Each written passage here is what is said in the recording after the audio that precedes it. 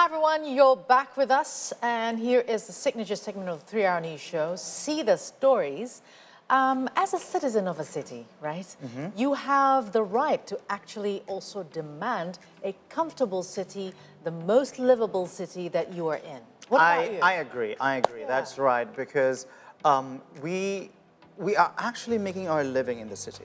We are doing everything in our life in the city as well. True. Because you have your family, you have your friends, basically your social life. And you travel in the city. Yes. You want to have some open spaces in the city. True. Not only the commercial areas, but also places that you can actually spend with your family, with the kids, the healthy ones. So City, basically, right? it relates to the quality of life, your quality of life. That. And there's a non-profit organization known as Kota Kita, which strives to achieve that idea.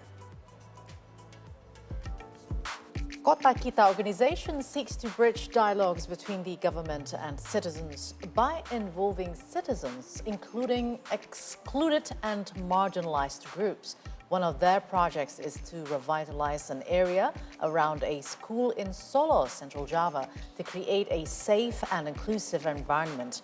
Through co-design workshops involving children, they have installed pedestrian paths and crosswalks in narrow and congested alleyways. Sounds familiar. Sounds familiar, and actually this is a very creative way in utilizing spaces in the city that we think, it's useless, nobody wanted to go there, but then when you come up with a creative idea, they can be a space or an area that people would want to go to. Now, to find out more about Kota Kita, we are now joined with the organization's Executive Director, Ahmad Rifai. Good afternoon, Mas Rifai. Thank you so much for being here. So, Mas Rifai, tell us more about Kota Kita, because this is something that might not be popping up in our mind at the first when it comes to utilizing the areas of the city that is not being used. So what inspired you to establish this particular non-profit organization? So yeah, Kota Kita is inspired by the fact that urban development, particularly in the context of Indonesian urban development, are not that very much participatory at all at that time. So then we, group of activists, urban planner, urban designer, we come together and think about how then we can mobilize and democratize city by helping distribute information or then collect information and giving back to the community so they can influence the urban development through that kind of information that we collect. So that's the beginning of Kota Kita. I mean, that's really interesting. Somehow, it always goes down to the government responsibility to be able to, sort of build the city, maybe the next projects and all that. But why do you think it is very important to have the inclusion of the citizens, especially the marginalized ones, to also take part in, trying to make something in the city? Because this might not be the thing that is publicly understood or publicly known why the citizen needs to be included. Yeah, I agree with you, Alia. It's a very dominant in our urban development that the government responsible, the government should kind of access, for example, like that. The tone is very, very heavy to the government side. But we forgot that the city itself composed with different kind of activities of the citizen, right? So then we have to really consider that kind of type of different participation of the citizen and include it into the process of development. We know that there is already a formal participatory kind of processes provided by the government, but we actually Kota Kita also concerned about participation that broader than just kind of formal kind of participatory forums. For example, we know in our city there is a Muslim Bank, but the eagerness or the willingness of the people actually to participate and form the city is much bigger than just participate in the formal forum. Okay. That's what we call right to the city, right? But what is the main issue when it comes to urban planning or city planning? And having the needs to involve, everyone, all the stakeholders, especially the citizens. I give you one example. So, for example, in the early 2000 2010, say for example, when the government launched the participatory planning kind of forum called Musrembang. Yeah. Actually, there are many people who are actually eager to participate to that platform. But the challenge is that there are not enough kind of creativity from the government, allowing them to kind of, feeding the kind of ideas, the aspiration to that channel. See. So this is also very problematic, right? So then at that time, then we think that by empower the citizen, it also can connect between what the government provide and what the citizen can contribute to the process of the urban development in Indonesia, for example. So many aspiration of the government of the people can fit with what the government actually really The more the merrier. provided. So it's kind of felt one way previously, is that true? Yes. Okay. So in this case, where does Kota Kita come in the picture when it comes to to facilitate all those concerns surrounding the urban planning? Yeah, so we at that time as an activist, urban planner, and urban kind of designer, we work with different kind of group and type of like a stakeholder in the city, right? But we feel that most of what we are doing actually only facilitating like certain kind of aspect of city development processes. So for example, we feeding the government, but we neglect and actually forgot about what actually happening in the ground.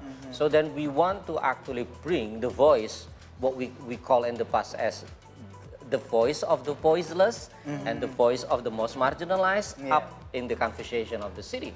Because there are many of them that are not kind of involved before. So for example, the marginalized people who can be involved in the development processes. So for example, the street vendors. And then what is the informal kind of transport mechanism or system or providers, for example. Also the person with disability, including elderly, including children, also sometimes not very much involved in the designing of the city in itself. So that's how then we come up with the idea how to create good methodology and provide tool for citizens to be able to participate in the process of the development. I mean, at the end of the day, city is a home for everyone, every citizen that's living in. So my question would go then. You're from Solo, Central Java, and we heard that Kota Kita also have some projects that are ongoing in Solo. Is that correct? Yes. If you may give us an example, what are those projects? And I mean, how did finally you realizing the aspirations of the citizens, in making or creating and planning the urban city? The mechanism of it. Yeah, for the ongoing project, currently we have a project on youth participation, on how youth can participate through digital platforms, for example. So we are doing a massive kind of survey right now to around 8,000 youth in Solo City and in Denpasar, allowing us to know how they preference toward how to participate in urban governance. So we will launch very soon, but this kind of research will inform us how we will develop a pilot project together with them to create like a digital platform that they can use to influence urban governance. This is the current project, but I can say like previous project also, for example, when you see in the screen before this is that we also actively develop like public space, but through like a participatory processes. So for example, we talk with urban citizens in a slum area, and then together with them designing like more inclusive and then public spaces that can be used by children, elderlies, and also person with disabilities. So that's how we talk, and then together with them. Now that project actually win kind of. What's the name of the project? Can you name the project? The project is actually co-design, like co-design kind of public space something. But this is actually embedded in a kind of big kind of sector or division in Kota Kita. So we continue to have. So we already built around maybe 10 public spaces, like 7 in Banjarmasin and 3. It's also in other cities. Yeah, in other cities. But that's a lot even. I mean, considering how difficult it is for, let's say, talking from the Jakartan point of view, Definitely. it is very difficult to actually find a proper public place where you can actually just hang out with your family. I think Jakarta is a next level case for Kota Kita. Now, with that being said, with next level case or probably a lot of cases in other areas in Indonesia, as well as we know a lot of problems are already here in the city as well. I'm sure that you and Kota Kita would have a lot of challenges. What kind of difficulties in ensuring that all voices, particularly those of marginalized group, as you mentioned before, are heard and represented in the planning process? And also, how was the reception from the other party, meaning the government? Yeah, I would reflect from our experience. Yeah, so first is actually limited information that allowing citizens to actually use that information to inform themselves, and then use that information to influence the decision making. Yeah. So that actually you can say like there are many information by the government, but it's not that much easier for them to kind of access. No platforms that are Yeah, accommodating maybe there are data, but in the form of tabular data, numbers. It's not easy consumed by citizens, the people, right? general People. So that Kota Kita want to help that. So we take that data, we try to translate the data, create it into information so people can use it. Easily Another access. layer of issue or challenges that I want to raise is around elite capture. When you know, like in the grassroots participation, there are some kind of elite dominant person that always kind of being like someone who become very dominant in the conversation. So if you come to kind of, I can say like RT and RW meeting in the ground. So when they discuss development planning, usually someone who holds like certain position will dominate the conversation. Because they... Sounds familiar. Yeah, right? Yes, sounds familiar. Rukun tetangga, right? The neighborhood. Rukun warga. Rukun tetangga and rukun warga. Okay, Also in the kelurahan level.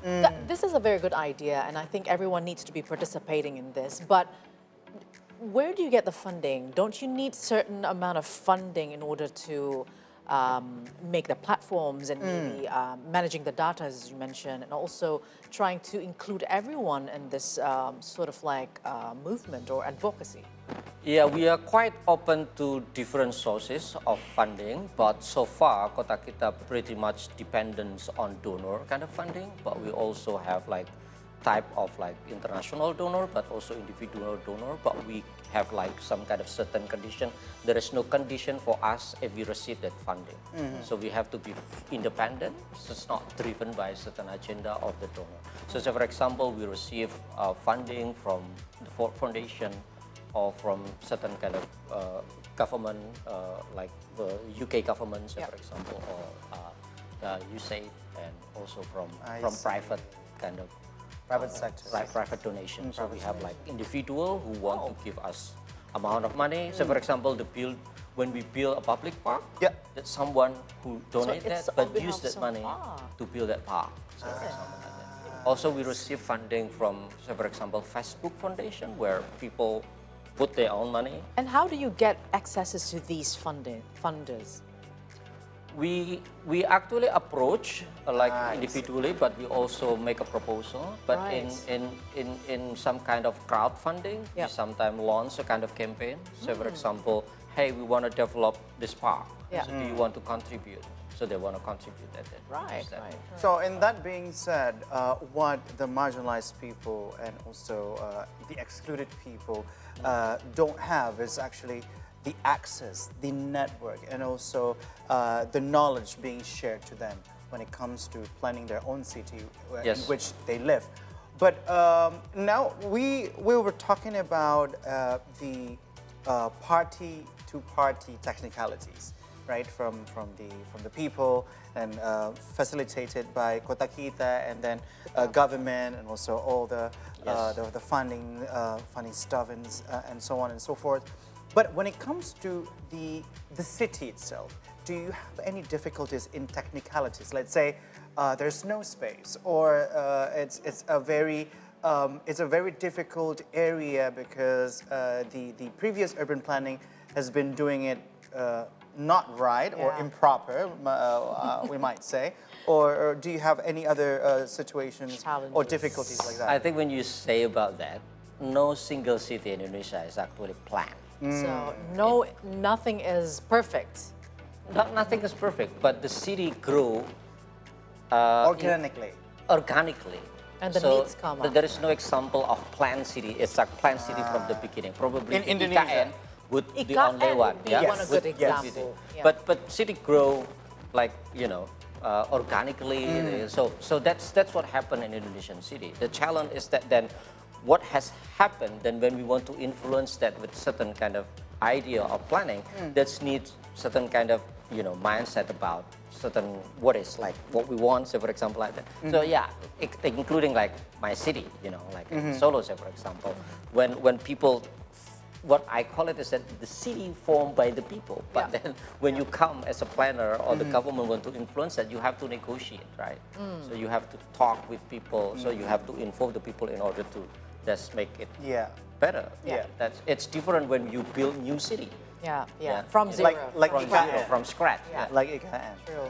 All right, we want to talk more, especially that we are going towards more sustainability. We want to have infrastructures that are green and sustainable. Yes, in the city. That's another homework. Yeah, and also Mr. Rifai was also mentioning about how IKN is built with plan, and there's no single city in Indonesia is being built with a plan. I mean, the culture of the people is also changing perhaps now, right? And it's so interesting to dig out more about that, but we'll continue our talk with Ahmad Rifai after the break, so please do not go anywhere.